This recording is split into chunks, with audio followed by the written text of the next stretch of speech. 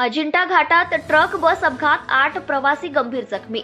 अजिंठा घाटात गुरुवारी मध्यरात्री 11 वाजेच्या सुमारास लक्झरी बस व माल ट्रक यांच्यात समोरासमोर धडक होऊन झालेल्या अपघातात 8 प्रवासी गंभीर जखमी झाले आहेत। या अपघातामुळे रात्री जळगाव संभाजीनगर रस्त्यावर सुमारे 4 ते 5 तास वाहतूक पूर्णतः ठप्प झाली होती।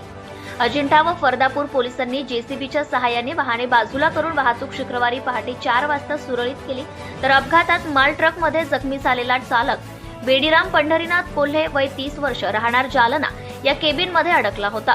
2 तासांच्या अथक परिश्रमानंतर त्याला बाहेर काढण्यात ग्रामस्थ व पोलिसांना यश आले। यावेळी अजिंठा व फरदापूर येथील नागरिकांनी पोलिसांना मोठी मदत केली। या अपघातात ट्रकमधील चालक व बसमधील 7 प्रवासी जखमी झाले आहेत। त्यांना बाहेर काढून उपचारासाठी प्रथम अजिंठा येथील ग्रामीण रुग्णालयात व नंतर संभाजीनगर येथील जिल्हा रुग्णालयात रुग्णवाहिकेतून पाठवण्यात आले आहे। भरधाव वेगाने अजिंठा घाट चढत असलेली लक्झरी बस MH19Y7650 ही जळगावकडून पुण्याकडे जात असताना समोरून घाट उतरत असलेल्या माल ट्रक MH21BH9825 यांच्यात समोरासमोर जोरदार धडक झाली।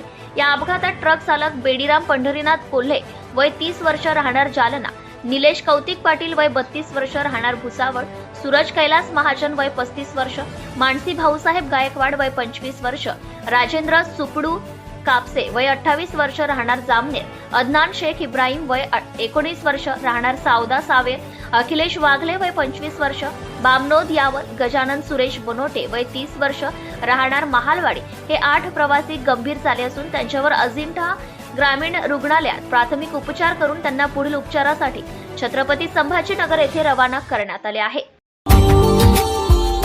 Subscribe now and press the bell icon. Never miss an update.